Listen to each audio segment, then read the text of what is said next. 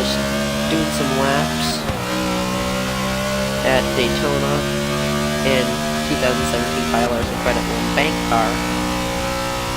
It's gonna be so that one might go closer. Let's pause it quick. Hopefully that's a little bit better.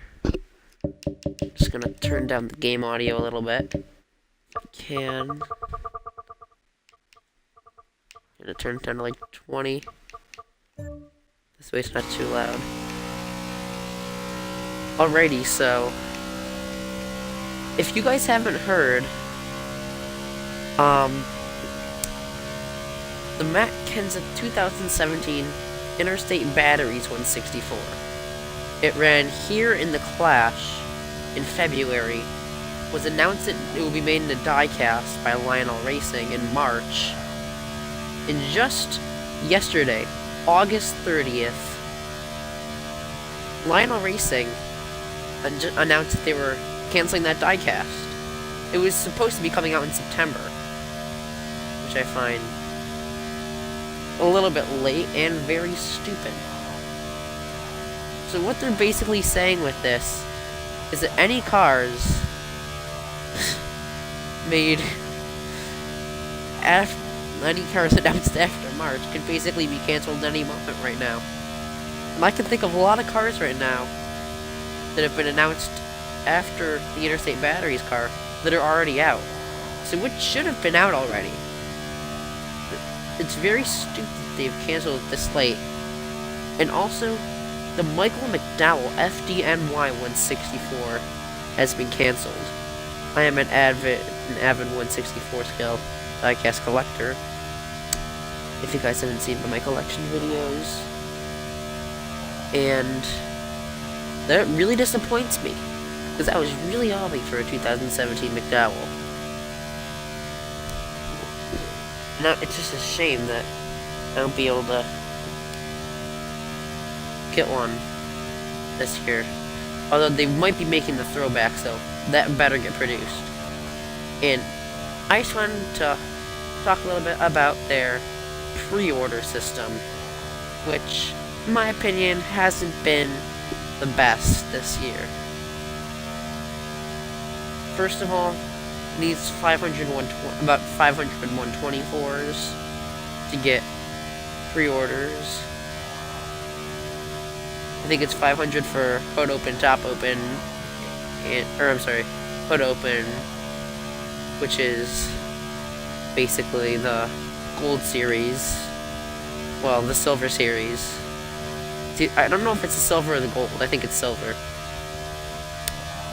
And I think it's 750 for the hood open, top open, like the roof flaps, the deck lid, all that stuff. And what's it called? Like maybe a cloth window net, I think it is. Window net. And not a lot of people like to pre-order their die casts. I mean, I know a lot of hardcore collectors do, but me personally, I don't. I don't pre-order them. Well, I've never pre-ordered a die-cast. Just because they're pretty pricey on Lionel Racing. Because it's $8 and then the shipping. I'm not sure if they have free shipping or what. But I just find it very stupid that it's like, if you don't pre-order the die-cast, it's not going to be made. I mean, you know it's for a business point of view. And like, if it's not going to be made, like, in the 21st century, everything's about money. But I really like looking at the diecast before I get it, because you never know. It might be like Greg Golding's Sweet Frog car, that green, white, and pink one that just came out. Everyone was expecting it to be on the nice new 2017 EL mold, but no. It comes out on the old PTC mold for Toyotas. The ones like the Matt Kenseth Tide Ride throwback with the black interior was made. The old Kyle Busch Crispy M&M's, Interstate Batteries, all the 2015 Camrys, other than the Kyle Busch Skittles and some Manta Benedettos. So, a car that's supposed to be made in 2017 mold was made on 2015 mold, and they charge the same price as the other variant, the Dr. Pepper car, which I find pretty stupid. if you're gonna screw something up like that, or try to get rid of those, at least let the people know before they buy it that it's not gonna be made on the good mold. If I would have known that, I certainly would have hoped that would have failed MLQ, so nobody would have had to go through the pain of buying that car. I mean, as I've said, and from personal experience, the PTC molds hold up a little bit better than the EL molds. Like, I have some PTCs from 3 years ago that don't have a scratch on them. And I've used them a lot more. And they've just been, like, sitting out on the shelf a lot longer than some of my EL mold cars. Like my Eric Jones Sunoco Rookie of the Year car from the Authentics line. I just took it out of the box the other day. And the next morning I come to look at my shelf and I find it with a scratch on the splitter. The nice white, and there's a really big paint chip on the splitter. I don't know if it's for manufacturing or what, but I just find it quite just ugh.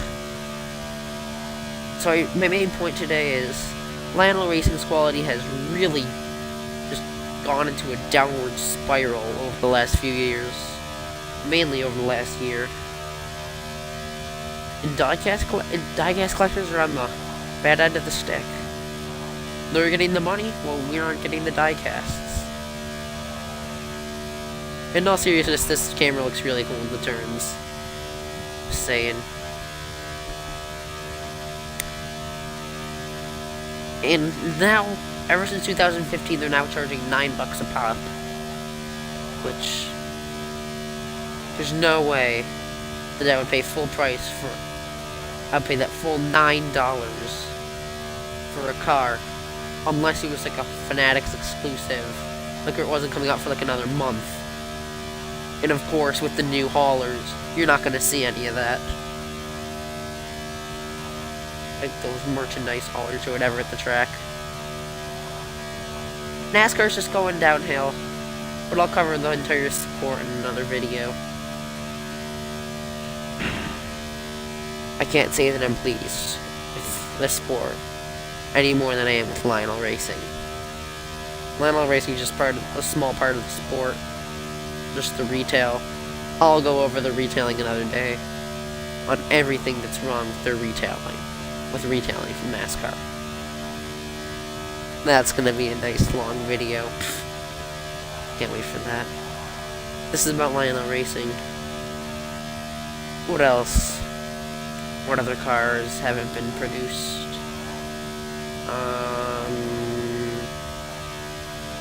Oh yeah, Denny Hamlin's New Hampshire win. Something that they actually did do right. That got cancelled. Every points win, 124 race win, was about to be produced until Lionel Racing got the genius idea to cancel the Denny Hamlin New Hampshire win, which had the destroyed fender after his burnout and the destroyed tire. So that would have been a fantastic car to get. And then they just canceled it. They could have had a nice race, like 2017 racing win set for like $2,000 or something, but I mean, not a lot of people would have bought it, but it would have been pretty cool just to have all of the 36 race cars, all the raced versions.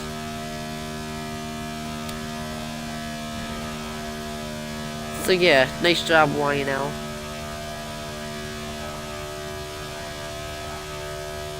And another reason that I'm pretty mad about the Matt Kenseth 164 the Interstate Batteries car being canceled is, there's no need to sugarcoat it or anything. This could be Matt Kenseth's final season, and I'd really like to get a 120 or like even a 164 from his final season. And I just smacked them all there. I really have to get another one, every 164 from his final season. That's one less that I can get now. Now what's left? There's the Tide pods. Please don't cancel that line. Oh, I swear to God. I don't know what. If they DNP that, I'll be pretty mad. And then there's the Blue Death car, another fantastic car. That white and light blue car. The Peak car, which looks pretty cool. If they DNP any of those, I'll be pretty mad. And another thing I'd like to note, this isn't really on the Lionel side of things, but there's not a lot of throwbacks this year. Kyle Busch isn't running one, Daniel Swore isn't running one, Kurt Busch isn't running one. There's a lot of big names not running a throwback, which is pretty sad. Although, Daniel Swartz's throwback is basically a throwback to Martinsville this year, and kind of Carl Edwards. But putting down some pretty fast lap times. This isn't really realistic. I don't think they'd be putting down 44.7s without drafting. I don't think they'd be going 200 without drafting. So there's another little thing you guys should fix Forza. So, just gonna pull into the pits because I don't really have much other stuff to talk about. In case you guys are wondering, I'm live streaming all of this on Twitch at YTCoolDude20. In case you guys just want to follow me and know when I'm doing these live streams. Just gonna do a stop right here. So that's gonna be just about it. You know what? I'll stop on the finish line so we get a nice good pick of the finish line. That is if I can get out of the grass. That's pretty cool.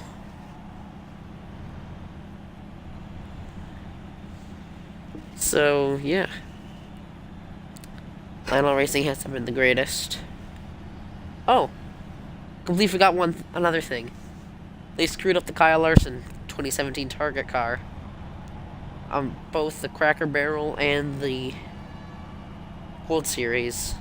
The Cracker Barrel Authentics and the Gold Series. There is absolutely no gradient on the Cracker Barrel version. It just goes from red to white. And on the Gold Series version, the gradient's too big. Half of the car is like pink. It's not as bad as last year's, but it's pretty bad. So yeah, definitely get the credit when banker if you're picking up a Kyle Larson. What else have Lionel screwed up? This isn't really their fault, but Monster Energy is absolutely refusing to be on the cars. For some reason, it can be on all the 124s, not on the stand.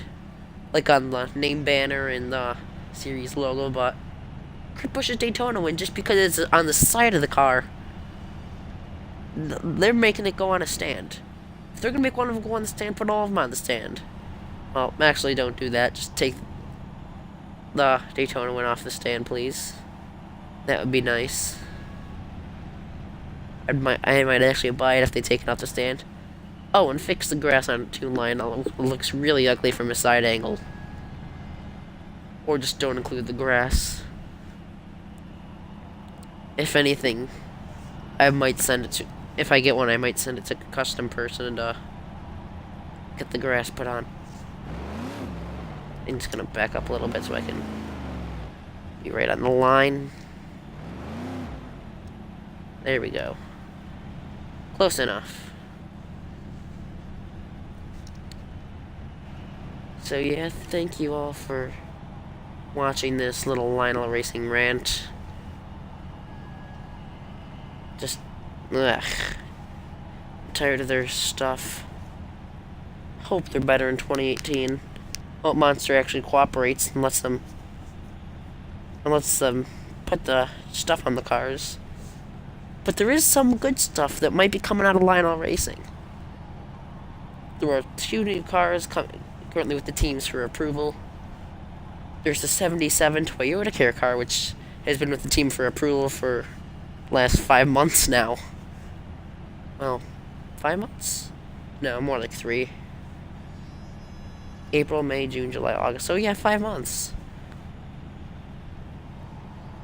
And then there's the Jeffrey Earnhardt Hulu car, which I'd like to see. If that gets approved by the team, it will probably come out around January or February. Please, Lionel, get that approved from the team ASAP. And that's all. Thank you for watching. Have a great day.